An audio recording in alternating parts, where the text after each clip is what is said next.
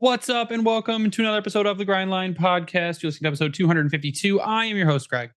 I am here tonight with Ryan. Tyler is off, so he broke his streak.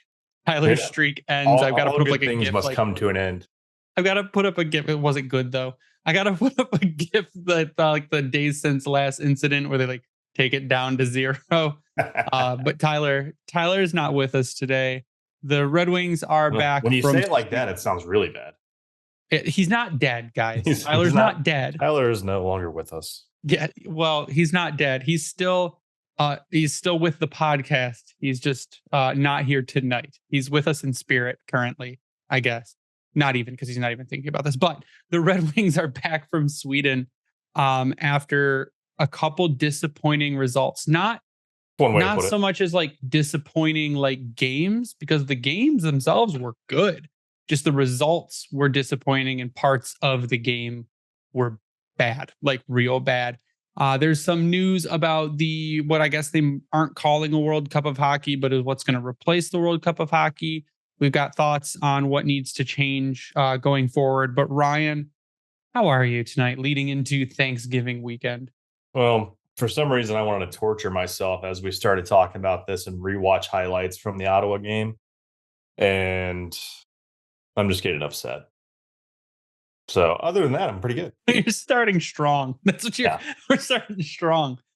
I guess the first thing that we can jump into is World Cup of Hockey stuff, I guess. So there was rumblings. Not the good version. A bad, who knows what the hell they're trying to think of version. The watered down garbage version. So apparently rumblings started like we're going to get another World Cup of Hockey or another hockey tournament. Maybe not call it World Cup of Hockey on the off years, like do it in 2025. And then in 2026, you got the Olympics, right? So they apparently hammered it out, or this is where it's at so far. But Greg Wyshynski put out an article on ESPN, but he also put out a tweet. It says a current plan for the 2025 World Cup of Hockey, which will not be called World Cup of Hockey, will be four national teams: US, Canada, Sweden, and Finland. Weird. Russia's not invited. There is a chance the US and Canada play 3 times, which to me is excessive. And then the next proper World Cup might not be until 2028. So that would be 2 years after the Olympics. So for those keeping track and counting, that's roughly a little over 4 years, maybe 5 years away. But the Olympics have 4-year breaks in between, right? So like 4 years between every Winter Olympics. It would be in between Winter Olympics at that point. Yeah. Because we have the summer coming up this year. So that would mean 26 is the winter, right? Yeah, 2026 is Winter Olympics. So that'd be the midway point. So it'd almost be kind of like the Euros, what they do. I would say though that like I understand having it in 2025 and then 2026 but you can't evenly spread it out. Like you can't do like you have the Olympics and then 2 years you have the World Cup and then 2 years the Olympics, because it's an even number of years between Olympics years. So it's weird. But I don't like the 4-nation system because you're leaving out a lot of players. We were talking about it in the Discord, and I believe there's a giant majority of the NHL will be left out of this tournament. So it won't really be a best on best tournament because a bunch of players are going to be left out. Oh, I like this actually. I'm just now seeing the graphic posted by Kestel. Yeah, players, that's what I was talking about.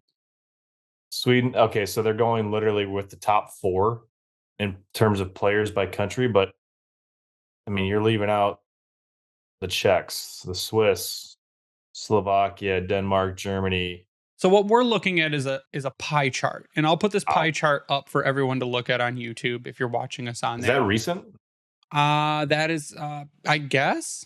I don't know when. It doesn't have a date on it, but it says there are 391 Canadian players, 237 US players, 89 Swedish players, 49 Finnish players, 38 from Russia, 37 from the Czech Republic or Czechia or whatever they want to be called now. That's enough to field a team. 13 from Switzerland, 9 from Slovakia, 7 from Denmark, 6 from Germany, 3 from Austria, 2 from France, 2 from Norway, 1 from Australia, 1 from Latvia, 1 from Netherlands, hello Daniel Sprong, and 1 from Slovenia.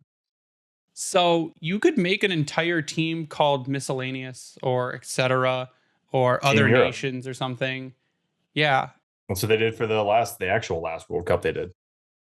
You could make 2 more teams out of that, Team though, Europe. Was it right? Team Europe? It was Team Europe. Yeah. Yeah. But you could make 2 more teams out of that. You could give Czech Republic their own team, and then you can make another team out of everyone else. So that would be 6 teams instead of 4, and I think you would include. I mean, you'd include far more NHL players by doing that. Look, this is the opportunity you have, though. I mean, Team Europe was stacked. Now, mind you, Yep. this is 2016, so you're thinking some of these guys are prime. But you had Thomas Greiss, he was 30. Philip Grubauer was 24 at the time. Yaroslav Halak, that's your goaltending group from that. So you had 2 Germans and a Czech. Is that was Slovak? No, Slovakia, I'm sorry. And then on defense, you have another Slovak, Zdeno Chara at the time, Christian Ehrhoff from Germany, 2 Swiss and Yossi and Lucas Sabiza. Then Dennis Seidenberg, Andre Sekera, and Mark Street. That's a stout defense from, I mean, now you've only looked at 3 countries so far, but Pierre Edward Bellemare, he's still actually around. He's French. Yes, he Draisaitl, is. shocker. Let's see. Marian Gaborik was still going. Marian Hossa, Anze Kopitar, Nino Niederreiter. I'm going to skip this individual who we will never speak of again.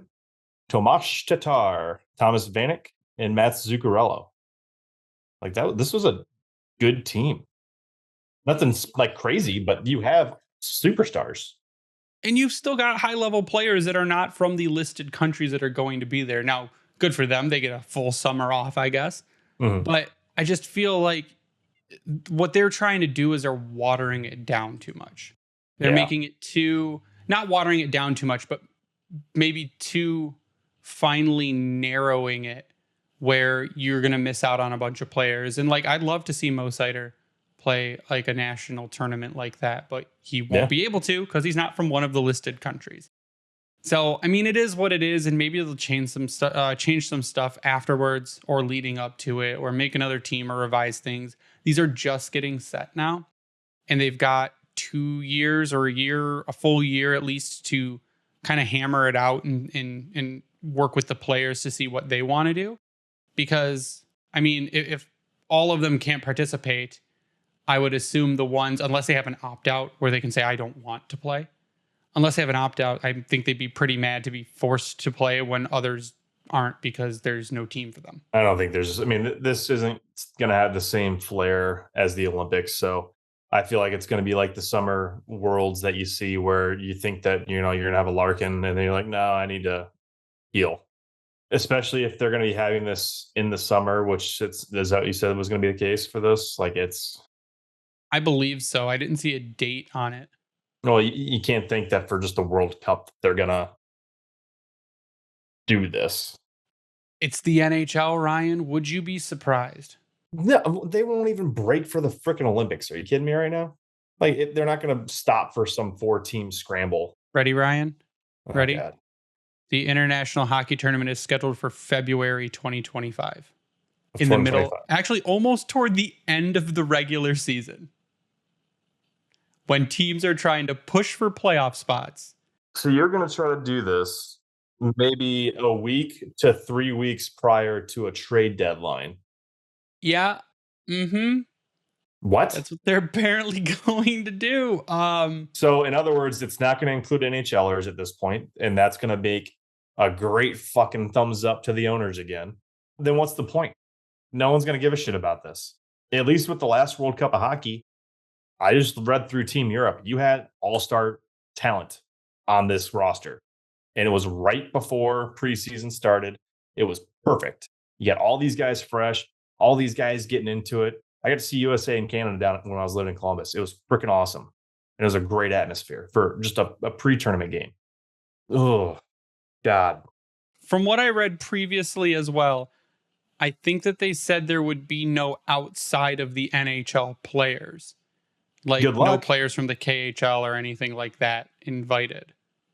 So you're going to have, are they going to then like force the NHLPA's hand in this one? Because No, here you go. Ready? Another paragraph. Oh, The God. tournament would be completed in around a week. The NHL would pause games during the event. The tournament format and location of games have yet to be finalized. There's a chance that the entire tournament could be held in one location. So we're not seeing Olympics in the next go around, is what you're saying? No, but then they also said that they want to do Olympics in 2026. Yeah. Okay. So there again, I mean, it's the NHL. Screw whatever this is. Just give me the Olympics. Well, because it says that this would happen before the 2026 Winter Olympics. They want to stage an international tournament ahead of the Winter Olympics. So meaning do this, and then next year you guys can go to the Olympics. But it just seems like right now a huge mess. Like, let's pause the season for a week in the middle of people chasing for playoff spots to play in an international tournament. Yeah, but I mean, so I guess in a way it's nice because it'll be here in the U.S. and Canada, right? You'd have to if you're. They said they positive. haven't picked a location yet. Well, it's not going to be overseas. I can tell you that much. I don't know, Ryan. They don't even know. They don't even know. Way. I mean, we had Larkin even subtly, but not so subtly, saying he's not a fan of having to go to Sweden for a week. Yeah, that's a mess. I mean, that's also a mess. So I guess my thoughts on this is it's real screwed up right now. Yeah. There is no structure, no final plan. It's still in planning, but the way that it is currently planned seems awful. Like, it seems awful to do in the middle, like towards the end of a regular season, around the trade deadline, with people being left out and other guys forced to participate. It makes no sense to me. Which is so frustrating because this is all we've been asking for, is the best of these countries, especially the US, over the last 8 years. Yeah, can be competitive at the highest level. Canada is still a freak show of a team, but my God, give them a chance.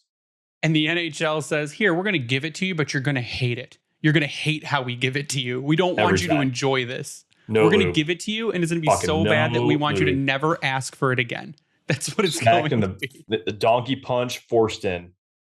So we're going to move on. Ryan had mentioned this before, the Sweden trip. We're going to talk about the Ottawa game. I think we'll do that. We'll take a break. Yay. And then we'll come back and talk about the Toronto game and what we think needs to be fixed going forward. But the Ottawa game, so the Red Wings went to Sweden. And you are right. Dylan Larkin basically said it's a major inconvenience. Not that he doesn't love going over there and playing games and fun stuff. Caveat, they definitely enjoyed themselves. Sure, which is great. They had fun. It was like a little vacation for them both on and off the ice. But they were able to go there. So it's like they had to take a 5-day break between their last game and when they played in Sweden. So it's a lot of lag time.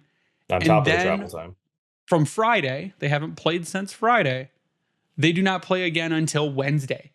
So that's another huge break. But then they play every other day until Christmas. So that is what Dylan Larkin is upset about. And rightfully so. Because you'd get onesie, twosie day breaks. You'd play a game, be off a day, play a game, be off a day, play a game, be off 2 days, maybe sometimes 3 days. But now they're playing every other day, which is exhausting. It leaves more room for injury, less time for recovery. And it's a mess. And I get doing these international games, and it's really cool. And it's a really cool exposure. But don't do 5-day gaps in between going and coming back. It makes no sense. And the crowd was fantastic for each of the games they were a part of. And it obviously that makes sense because it's Sweden. It's one of the best hockey nations in the world.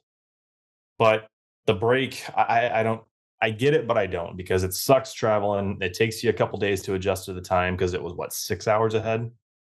Yeah, it's a pretty decent jump. It gets dark at 3 p.m. there apparently. Oh, that's right. I do remember them talking about that in the broadcast. But with any athlete, you're a creature of habit. But it seems that hockey players take it to a whole new level of what they are used to and accustomed to when it comes to the day to day. And I mean, for one, you're going to start seeing a lot less practice updates, I'm sure. Maybe a lot more optional skates that are going to start getting mixed in with the way that the schedule is going to go. We're already not sure what the heck's going on with Wallman. And I know I'm probably jumping the gun here and mentioning his injury, but any type of small nick or bump, like, you're going to have guys missing a game. And it could be a very important player. Like that, at least with Wallman getting hurt against Toronto, we had this layoff between Saturday, Sunday, Monday, Tuesday, Wednesday. So a 5-day break, which it sounds like he may end up being available for Wednesday, depending. But I'll let you touch on what happened here in a minute. Yeah, like you said, I'm worried about injuries. I'm worried about them just being freaking tired. It's the layover. You're right. Layover, time change, jet lag, lack of practice within the last few days. It sucks. And I mean, like I said, I like it. I love the international games. It's cool. It's great for the people in those countries that get to go see NHL hockey. It's cool to see your team do it over there. Just the scheduling is abysmal. Like you've got to, like, there's some way they have to be able to fix it. But the Red Wings did start off by playing the Ottawa Senators. They lost 5-4 in overtime. Not a bad game for the Red Wings, minus 2 people. The game itself was good. I mean, the Red Wings came out heavy, played a good game, solid all around. Dominated the first 10 minutes, but didn't show for it. But James Ryan, I mean, I think there are a couple that were what you could consider soft on James Reimer. It was just the pairing, and we talk about it every episode now until it's going to give me an aneurysm. Jeff Petrie and Ben Sherratt cannot play hockey together. They cannot be on the ice at the same time. They coast in the zone. They will pass the blue line and coast. Doesn't matter. Face the wrong direction. Ottawa scored to a T for Sherratt after Petrie got burned. They collapse to the behind the net. Everyone collapses on one player behind the net, leaving wide open. DeBrincat got burned. Wide open in the slot. Petrie was coming in late, not skating through the zone, not on anyone, and Sherratt was just completely freaking lost. I counted at least 3 times where Ben Sherratt went dead controller, like controller disconnected, and he just skates off into La La Land in the corner. And I don't know if he just has no energy, if he's disinterested, if he doesn't know how to play his position. But when you have 2 guys that are that bad at defense currently playing together, and they're on ice for 3 of the 4 even strength goals, completely unacceptable. At that point, it's a coaching problem. Yeah, I would agree with that a lot. And honestly, a little bit right now, I'm starting to look at is what the hell is Andrew Coppin doing defensively, especially his best. In key opportunities, he has been garbage in the faceoff dot. Yep, he's sub 50%. On the first goal on the PK, I think actually a lot you can point towards Copp completely going up the boards for some reason when you had all 3 of your guys down low, to include Sherratt and Petrie. But Sherratt he's a guy when he's with a Hall, even with Seider, like you can't have him with someone that's going to step up or be aggressive, because that's what he has done since day one. He steps up into people, and by God, if you don't have someone there to cover for him, you're screwed. And typically that's going to be your other defenseman. And right now, like going through these Ottawa highlights in particular, the first one was on the PK. I don't want to necessarily say he was out of position, but why were you being so aggressive on the boards when you already had 2 guys there? The second goal, literally your controller died moment where he's coasting back, somehow doesn't have any idea the fact that frickin' Brady Tkachuk is on the ice, skating right behind him. The puck goes through his legs of all places. Like, what do you think the puck's going to do? Like, what were you watching in that whole entire sequence? That's the problem. Nothing. Was watching nothing, apparently, because there's so much blown coverage that it blows my mind that they just, and again, coaching continues to trot them out there on the same pair and try it again and again and again. And the same thing happens again and again and again. So if you look at the game card, Ben Sherratt and Jeff Petrie were literal black holes on the bottom. Absolute garbage. Your best players in the Ottawa Senators game were Shane Gostisbehere, Olli Maatta, David Perron, JT Compher. JT Compher continues to be one of the Red Wings' best players on a nightly basis. He's in great position. He's getting a little too much Val Filppula syndrome sometimes, but his shot's been, when he does use it, is fantastic. Yeah, and then Lucas Raymond opens up scoring in Sweden, which is amazing. He scored in both games and continues to be hot as well. He's flying around the ice. He's hitting people. He's going to corners and digging out pucks. Lucas Raymond is doing exactly what you wanted him to do going into this season. He is realizing the player that he is, and it's fantastic to watch. But unless we fix this defensive issue, and we'll talk about it again during the Toronto, when you talk about the Toronto game. Unless we can fix this team is screwed. There is no chance. You cannot, and we keep saying you cannot score 4 or 5 goals a game, and they keep doing it.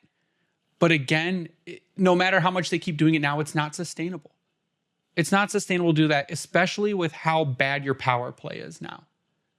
It's just not sustainable to score 5 goals a game. So as you're explaining that, like watching the third goal in particular with Petrie and Sherrod out there, Detroit is straight man-to-man defense, but I don't understand why, because Petrie decides to completely follow his man up the boards, leaving your defenseman as Lucas Raymond, rather than switching off of your guy and staying with the guy along the boards down low, which then caused a complete mix-up in communication between Larkin and Raymond, because Raymond then went back to the guy in the corner, and Petrie's nowhere to be fucking found.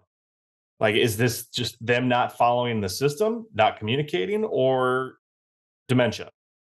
It's got to be both. I mean, it's got to be a system issue and a communication issue.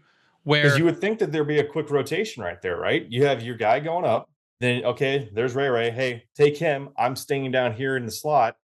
That's an instant board swap. That's all it is. That's what it should have been. Maybe they're getting too over-aggressive. That seems like an over-aggressive move. Where Petrie's like, I've got this, I've got this, I've got this. Up following his man to the point. That's the worst part. They easily could have switched off with each other. They could have, but I think they're overcompensating for themselves. Like, they want to be the one to do situation, which is why it speaks to the man-to-man, but I guess it goes back to, it goes to don't be the hero, guy. Just don't be the hero. You're not the hero. Let a guy take over for your coverage. But that's what I'm saying. Like, because then you've got those two switching out with each other, so Raymond stays low. But now you've got Larkin not realizing that a switch apparently happened, because now he stayed with the guy up point as they rotated through, which led to a one-timer that beats Reimer. Like, it was, the whole first period of that game was an absolute mess. Yeah. And it caused Jeff Petrie to get benched against Toronto. But if you look at the Corsi for that game, you've got the Red Wings, most players with high Corsi. They played very well. Majority of your team, minus 3 people, were above 50%. JT Compher, Andrew Kopp, and David Perron were below 50% Corsi, meaning that they controlled play under 50% of the time when those players were on the ice at 5-on-5. This is even strength Corsi. But it's just that Ben Chiarot and Jeff Petrie killed that game for you. That, and I mean, overtime, again, just hit the deck, I guess, and pray that you stop the puck. But it was just not. Petrie can't skate. Like, there's been glimpses where if you're sticking him like squarely in the offensive zone, that's your best chance. But the last several games that he's been out there in the offensive zone, particularly on the power play, the puck is a leg magnet for the opposite team, and then it's going the other way. Like, the things that he thought he could do has basically left him, and it's frustrating because you know that the talent was there. You look at just the points alone and what he was doing. He was effective last year on the power play and special teams, but there's something missing. Whether it's him not just getting comfortable with the team or the scheme, or if age really has caught up to him. And I hate saying it that way because he's our age, but whatever. We're not professional athletes, Ryan. It's a big difference. But James Reimer leaves that game with 5 goals. He didn't have 5 goals against because one was, there was no empty overtime. Goal. Yeah. So James Reimer leaves with 5 goals against, 34 shots against, 29 saves. It was worst game so far. 5.3 save percentage. But there was penalties, man. That's the other half of it. What I think we're going to do, though, real quick, is we're going to take a break. We'll come back and talk about the power play and penalty kill. We will talk about the Toronto game, and then kind of, I think, what some changes may need to be made going forward if we want to kind of keep this season on track, because they're already falling behind. So we'll be right back after a word from our sponsors to get to the rest of the games. Bet the action on the ice with DraftKings Sportsbook. You can bet on the Red Wings over in Sweden, hoping to come out with a big 4 points against the Maple Leafs and the Senators. Download the app now and use code THPN. New customers can get $150 instantly in bonus bets for betting just $5 on hockey. That's code THPN only on DraftKings Sportsbook, an official sports betting partner of the NHL. The crown is yours. Bonus bets expire 168 hours after issuance. Gambling problem? Call 1-800-GAMBLER or visit www.1800gambler.net. In New York, call 877-8-HOPENY or text HOPENY 467-369. In Connecticut, help is available for problem gambling. Call 888-789-7777 or visit ccpg.org. Please play responsibly. On behalf of Boot Hill Casino and Resort, 21 plus, age varies by jurisdiction, void in Ontario. Bonus bets expire 168 hours after issuance. See dkng.com/hockey for eligibility and deposit restrictions, terms, and responsible gaming resources. NHL and the NHL Shield are registered trademarks of the National Hockey League. Copyright NHL 2023, all rights reserved. You know that the second October is over and November hits, the holiday season gets into full swing. We take down the pumpkins, break out the Mariah Carey, and do a lot of shopping. It may be too early to start decorating for the holidays, but it's never too early to start your holiday shopping. Why not take care of it now before the crowds and packed calendars make shopping a total nightmare, especially when you can get some of the best deals of the season well before Black Friday.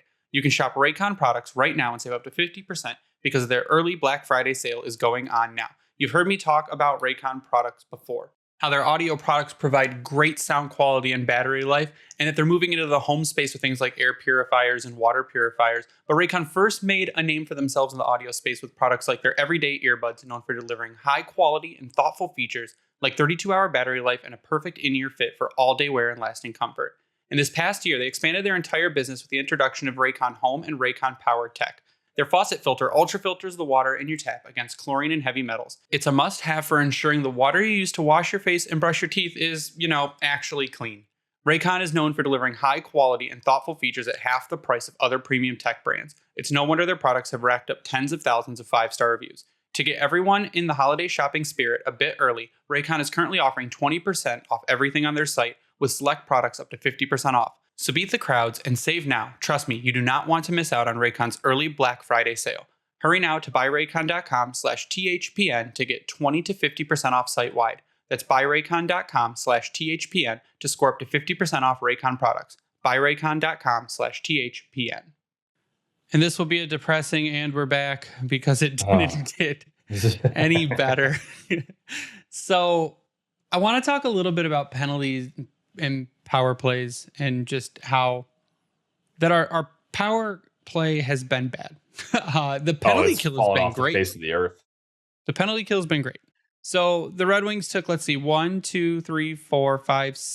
penalties in the game against Ottawa, as to where Ottawa took 3. Now, they only scored on 1. So the penalty kill for Detroit has been fantastic. The power play, my God, they can't hit the broadside of a barn. They try too much highlight reel passing fancy stuff that doesn't work. They drop the puck to absolutely no one at the blue line. That between the legs backwards pass a lot. It's just... Or Larkin forcing it to the middle. Things going between people's legs. So you want to talk about Jeff Petrie too, where pucks just magically go through his legs and he can't stop them. It just this...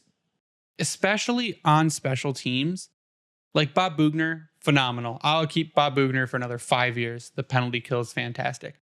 Alex Tanguay seems to have only enough magic in the tank for 5 games before he can't adjust anything at all, and it is an abysmal failure. Mm-hmm. So that's one thing when we talk about things that need to be fixed, that needs to be fixed immediately. That's moving Lucas Raymond back to power play 1. 100%. That's getting Larkin out of the bumper position. Larkin in the bumper has not been effective recently at all. Move him back to a flank.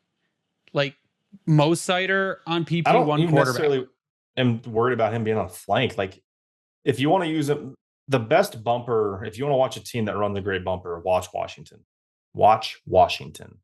TJ Oshie is a beast in that bumper role. Dylan Larkin is not that same type of player. No. And Oshie creates his own space at all times. He also has one of the probably nicest quick release shot of a one-timer when it comes to those passes. If it's anywhere near his feet, he's pretty much getting the shot off. But he's also hitting sticks out of the way, using his body to get a guy out of the way.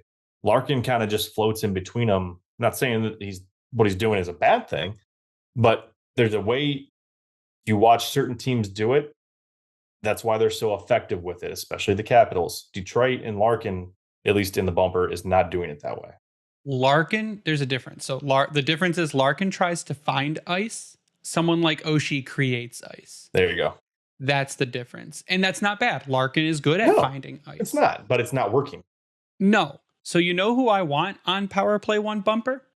Daniel Sprong. Oh my God. Because Daniel Sprong can body people. Daniel Sprong, we've seen him shoot the puck, and he shoots it very well. And he has a quick release and a deceptive shot. Yep. He's quick with it. He's not afraid to go after it. He is like an Oshie in that spot. That is who I want on a PP1 bumper. Put Lucas Raymond back on Power Play 1, please. Especially with how he performed over in Sweden and how he's been going lately. I need him back on the top power play. So if you gave me Dylan Larkin, Daniel Sprong, Lucas Raymond, Mo Sider, Alex DeBrincat, send it. Like that, come on. We got to do something different. And we got to stop fancy passing. And we got to start just putting the puck on the net. And I think it's just simplifying. They're not playing a simple enough game, especially on the power play. And that's the first thing that needs to be fixed is that. So we went from Ottawa. I think that wraps the Ottawa game to play Toronto. I mean, we didn't really wrap the Ottawa game. The comeback was fantastic. But it shouldn't have been that way. Like there's we talked about the gaffes early on that led to a 4-0 hole. The fact that they came back to at least somehow scavenge a point out of that game is fantastic. But what's crazy is that the way they scored those 4 goals to get back into the game is what you saw at the start of this season. That only has shown glimpses of what they can do. We saw it against the Rangers, losing big. Then they score 3 goals, and you're like, why are you just now deciding to do this instead of the whole game? Like the consistency piece isn't there, and that's we've talked about it since game 7. It's starting on time, and they kind of started on time here. But again, they looked great against Ottawa at the start. It wasn't Corpy made some big saves to keep that game going. And they capitalized on all their chances. Like Ottawa capitalized on their chances. Detroit did not capitalize on their chances. And that was the tale of the first 20 minutes of the game. Yeah. Because the biggest thing is that Detroit, while they were in those high danger scoring areas, puck didn't go in the net. Ottawa got in those high danger zones. They put the puck in the net. And Sherratt and Petrie get assists on those goals. Oof.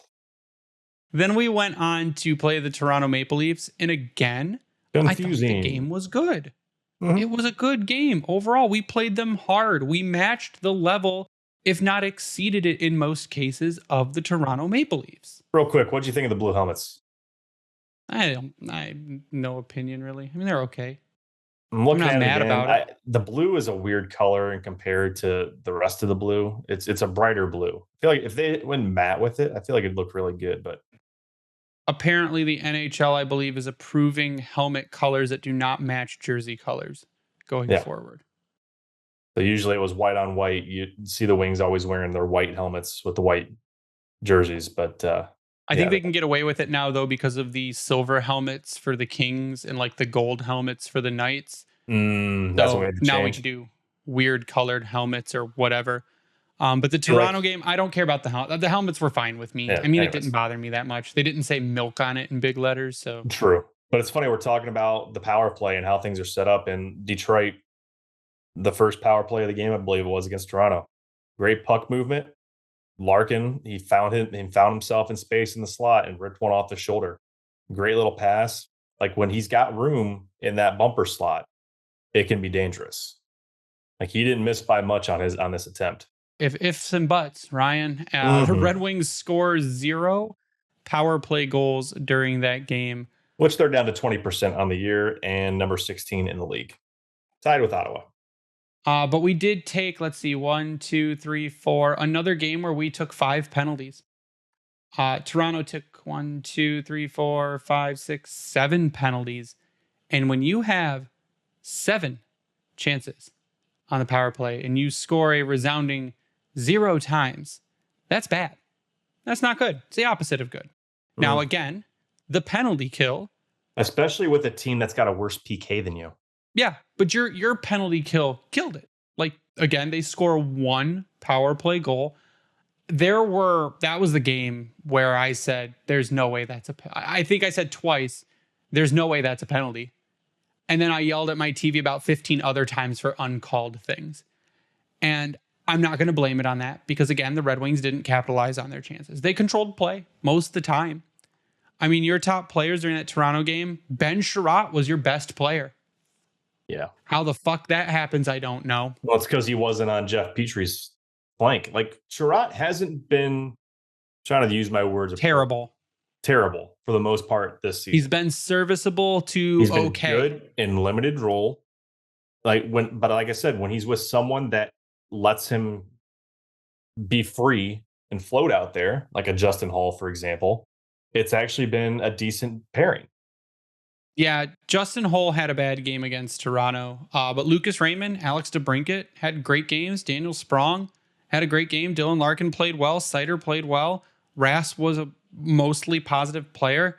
Yeah, weren't they out there for that third goal hole in Sherratt? That was bad. Yeah, Rasmussen's taking stupid penalties. That's the other thing. He doesn't look comfortable out there.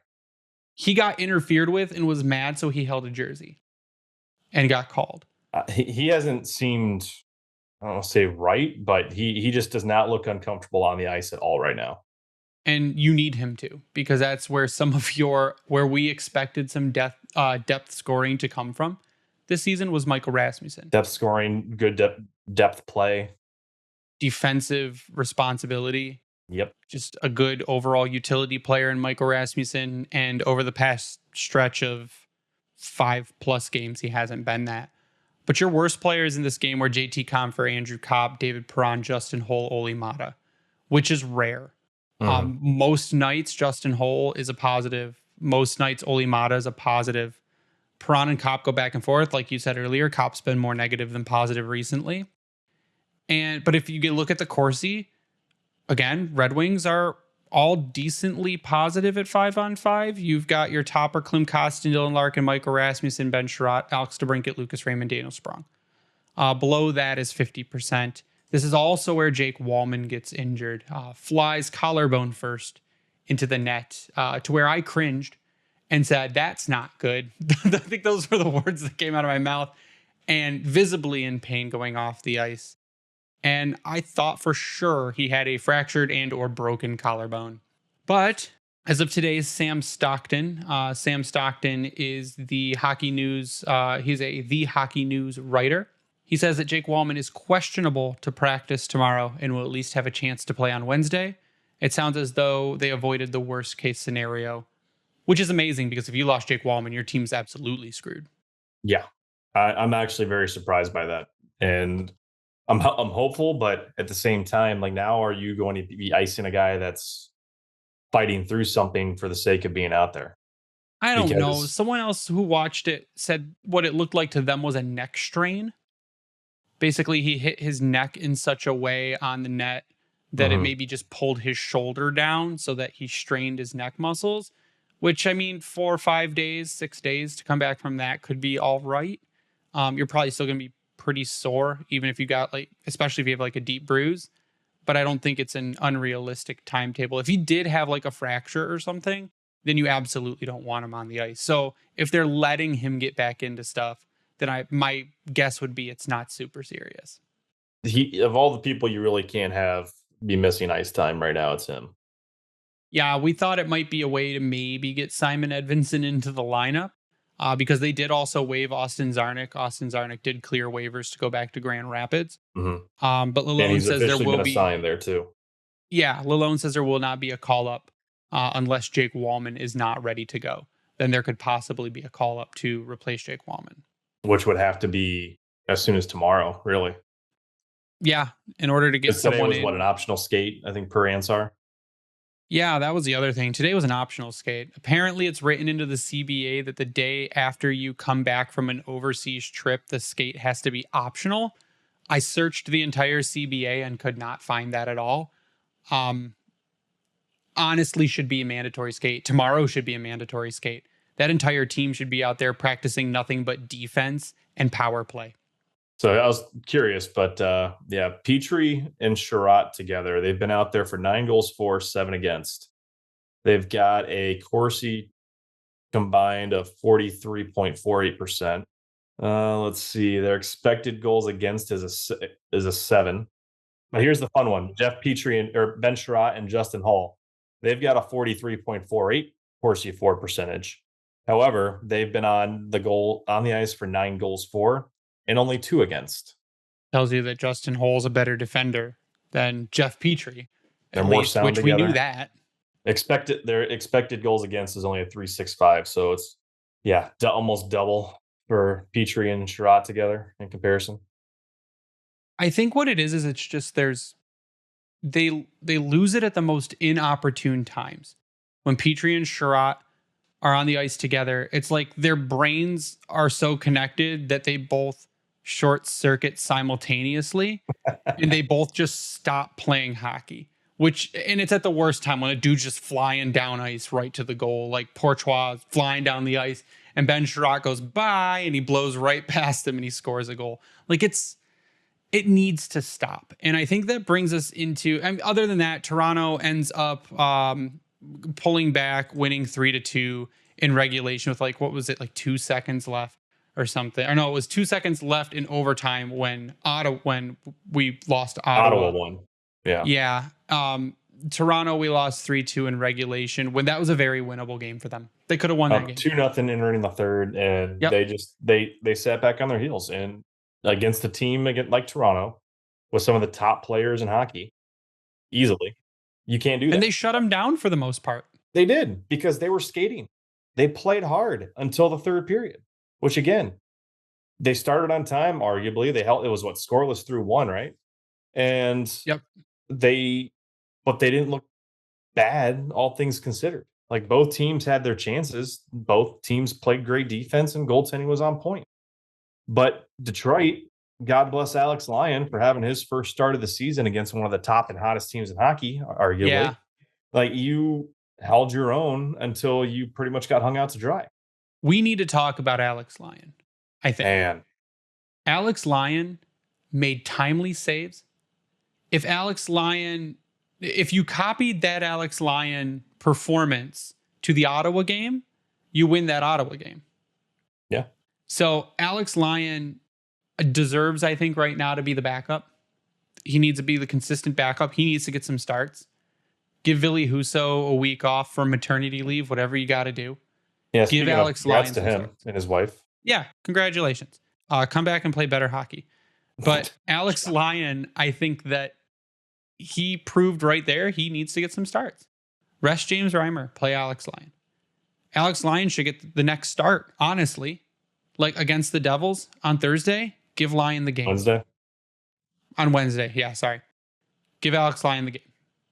Because he showed in that game against, like you said, one of the toughest teams in the league. Who he has played well in his short NHL time as well. That was a favorable matchup. That he can do it. And he helped carry the Florida Panthers to the playoffs last season. Mm-hmm. And Yzerman's all about these guys who have one good season trying to hope they carry that over. Now, it didn't work with Ned. And so far has not worked with Husso. But maybe Alex Lyon can do it. And I think you need to give him a shot, because what do you got to lose? If someone's given up 4, might as well let Lyon give up 4, right? Because Husso's always good for 3. They're losing points in the standings because now they're 5th in the Atlantic after they've been hovering at 2nd.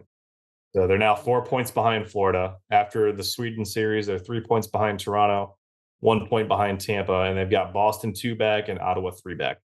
You needed to come out, and we said it before, you need to come out of that weekend with 3 points. You came out with 1. So now you need to scramble to figure something out. And I think I want to hear from you, Ryan, first. Your biggest area that needs improvement, and I guess how we go about fixing that. Because there's some things we need to do to get the team back on track, but winning games again. Because if you start faltering now, there's zero chance you make playoffs this season. I mean, outside of the obvious of starting on time, like the defense is a legitimate problem. And I think at the top of that list of having issues, you've got Jeff Petrie. Ben Sherratt is a close second, depending on who you've got him lined up with. I mean, we know that him and Hull together is actually a formidable pairing. Shouldn't say formidable, but they're serviceable. Serviceable. There we go. Gostisbehere, he has done what you would hope for in terms of offense, but he's cooled off like no other. And defensively, that's not what you should be relying on him necessarily for. Can he do it? Yes, he's aggressive. He's a good skater. He can get himself out of certain situations, and his passing is a huge plus. Olli Maatta, I don't think has been remotely good enough. And he's had too many moments of kind of like a Sherratt where he's like, my controller's dead, or I'm just completely not sure what I'm actually supposed to be doing here. That one of all people, I think I'm most surprised by for not being up to par for what we've seen in the last couple of years. So, and then you could argue that there's been points where Wallman and Seider could also have been better, but they're still some of your most consistent in terms of getting the puck out, moving it around the boards, aggressive on the boards, and helping push the team through any issues. You're relying on them the most right now, and it shows. And when they're not on, it makes it even more obvious or glaring when your depth guys aren't on. So to me, you shake up your bottom pair over anything. And you got to have that conversation, I think, with Petrie at this point. Like, hey, cool, you got us some points. You helped beat Columbus, which we should have beat them anyways. But yeah, you won us a very winnable game. You need to accept these waivers because right now it's not helping the team and it's not working out. And I mean, I guess you'd have to tell them, hey, you either sit in the press box or you can go play some games in Grand Rapids. I mean, that's where you just see them end up calling somebody up and they're like, all right, well, he's going to play over you. Yeah. And because you can't trade him, no one's taking that contract. Nope. You can't retain anymore. You can't retain anymore. So 2 retention slots have already been. Which I did not realize he was already retained twice before that, which is incredible. Yeah. Yeah. So you can't retain any salary on Jeff Petrie to try to offload him. No one's going to want it anyways. And again, because he has a no movement clause, he can't be waived without his permission. Yep. So you're going to have the tough talk like, dude, you're killing us out there. And we need to make a change so that we are a better team. So you need to take these waivers, go to Grand Rapids, or you get waived and you just sit for 30 days and we figure out what we can do, because you can waive him and still carry him, or you can waive him and you can send him to Grand Rapids. So I think that needs to happen. You're right about Ben Sherratt. Ben Sherratt is only good in limited time and only good with probably Justin Holl. Because Justin Holl can make up for his defensive lapses, which he seems to now frequently have. Yeah, Hull likes to call himself a 2A D-man, but I really see him more as a defensive type because, like you said, he's at home more often than not. The only exception I think I've had that I really didn't like what he did was that ended up game-winning goal against Toronto.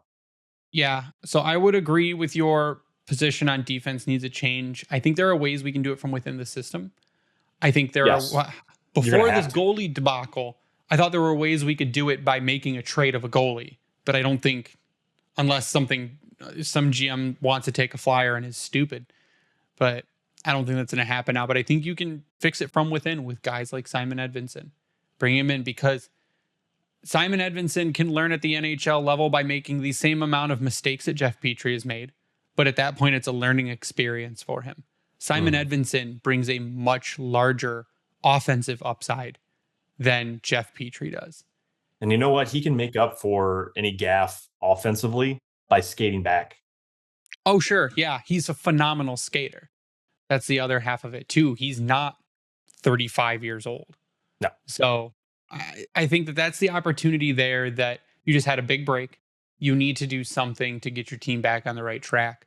Do I think they do it? No. I don't think anything changes. If Newsy rolls out that pair again of Petrie Sherratt, at that point, you got to question coaching and what the hell are you doing? You can look, they've got access to this same stuff and more than what we have access to. Eyeballs, they've got those as well. And you're going to start losing a lot of the fan base. And they've already lost a good chunk because they're already calling for There was already people pissed off coming into the season. So that group is getting louder, and those that were on the fence are now like, what are we doing here? So I think that's the one thing that needs to change. I would point out that my big change that needs to happen, and we talked about a little bit, is power play. Yeah. I mean, you got to get back. Alex Tanguay's got to give his head a shake and figure this thing out, because what you're rolling out there time and time again is not working. You need to change players on the units. I already said put Daniel Sprong in the bumper. I think he's more than proven that he deserves that chance. Give him the chance to do it. Put Lucas Raymond back on PP1. I think that you need to shake something up, because if you're not scoring now, switch it up and see if you do score. And if you don't, you weren't doing it with the pair you were already trotting out there and the system you were already using. So try failing a different way. I guess that's the best way to put it. Fail fast. Put something out there, try it a few times. If it doesn't work, switch it again. And I'm not condoning a lineup blender, but I am condoning a power play blender currently to see if there's anything you can do to get it to work. Because right now it's not working. I still don't really have an issue with what it is they're trying to do. I think You mean system wise? The system wise, I still think is good. Tanguay has shown from the get-go that what he's trying to implement is effective. And we saw it to start the year. We saw it the last couple of years in the preseason in particular, and at the start of the season, I guess. So it's kind of been, it's rearing its ugly head all over again, but they're now just they're stagnant. And I've said it, I think, time and time again, overload your first power play unit. And that, if it doesn't work, then maybe you shift to a second one, but you run those guys for 2 minutes. You look at these top teams, their top players are on the ice for 2 minutes on a power play. If they're not scoring, then they maybe change it up later on. But more often than not, they are out there that entire time trying to go put that puck in the net. That's what I would like to see. But the biggest thing is, to your point, DeBrincat needs to simplify, and Larkin in particular needs to simplify. Those two, I feel like, are trying to make that one extra play. And DeBrincat need a longer stick, because how many times does it seem like, have you noticed how often he is seemingly whiffing on the puck? He is, and I think he's trying. So the comment he made before the season was that he gripped it too tight or got a little lazy. Now I think he's trying to be too fast. Yeah. He's trying to get it off too quickly, and he's hitting the puck before the puck's there. That's what the problem's been. Now he did have a goal against Ottawa. Yeah. But it seems like when he's getting ready to make something happen, he tops it. He's coming right over top. Yeah, he's getting a little fast. That's not to say that what they're seeing isn't there. It's the execution piece. We know that these guys have the talent to do it. Either they're staring it down too long, or just one extra play that happens that doesn't need to happen. Go back to what was working. Move the puck quick. Have some guys start rotating over top each other. Goals will happen. We saw it early in the season. When the power play looks really good, we see it happen then too.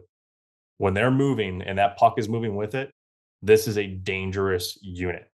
It's just not happening.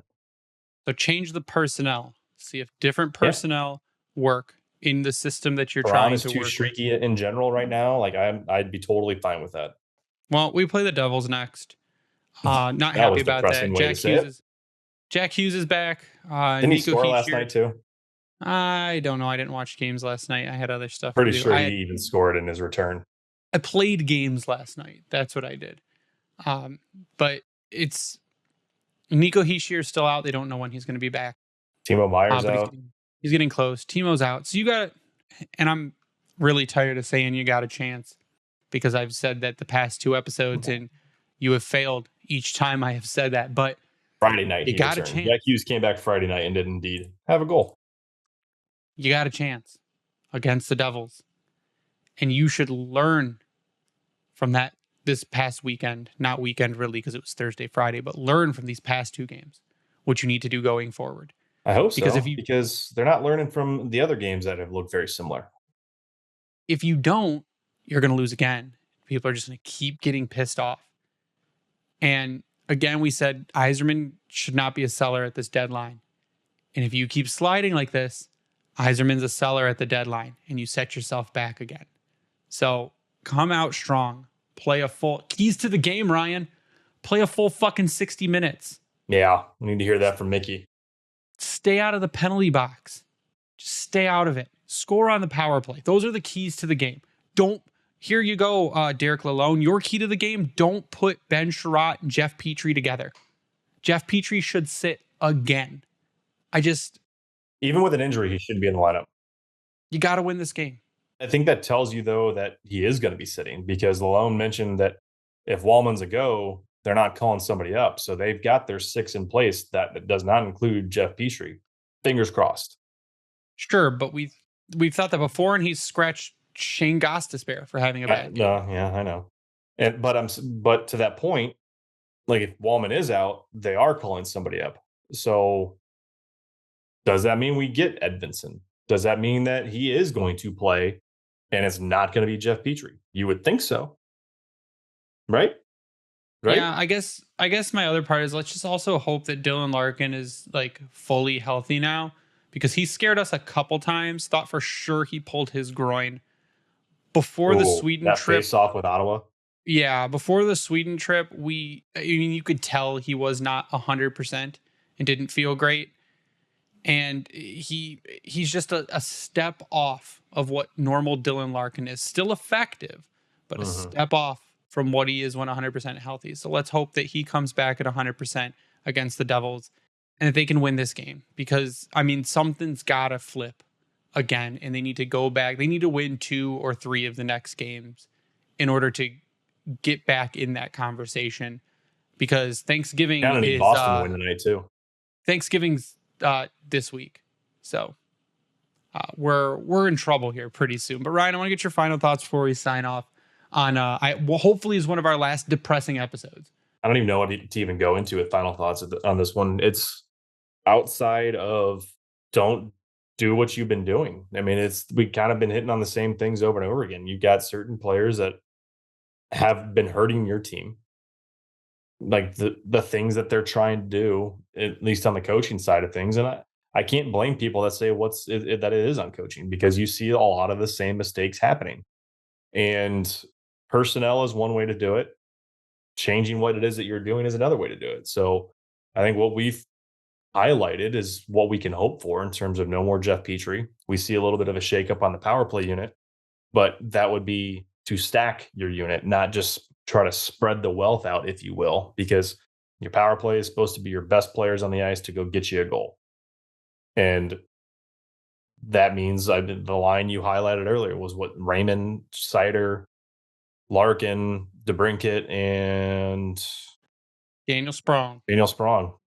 Go for it. Don't put Andrew Kopp out there. I'll tell you that right now. There's your best example of a Val Thopel at the moment. I think we're about to turn blue by saying you play a full game of hockey, because when they do it, we know how good they can be. And honestly, if you don't do that come Wednesday, you're going to be in for a hurt, especially with a potentially healthy New Jersey team. So they got to figure it out. I hope it's not as bad come Sunday, because I'll be back at a game on Sunday. So we'll see what happens. But and I can finally pick up my Homer bobblehead at that game as well. Nice. After that freaking debacle. But already around 33. Yeah, I guess my final thoughts are just beat the Devils, please, before I have to start saying we need to fire people and trade people and blow everything up. But you can follow me online at Bringing the Wing. You follow Grindline Podcast online at Grindline Pod. A good shout out to the Hockey Podcast Network, and thank them for hosting us and spreading us around. Also, Vintage Detroit, which is the only place you should get your Detroit jerseys from and worked on. I also give a shout out to Howie's Hockey Tape. If you use a promo code Grindline, you get 10% off your order. Same promo code on Bring Hockey Back gets you 12%. You can check out our merch on redbubble.com by searching the Grindline. And you can go see our beautiful faces and fancy stats on YouTube. Just go search the Grindline on YouTube and sub to us and turn on notifications and get alerted whenever episodes go live. But that's going to do it for us tonight. So for Ryan, I am Greg. You stay classy, Hockey Town.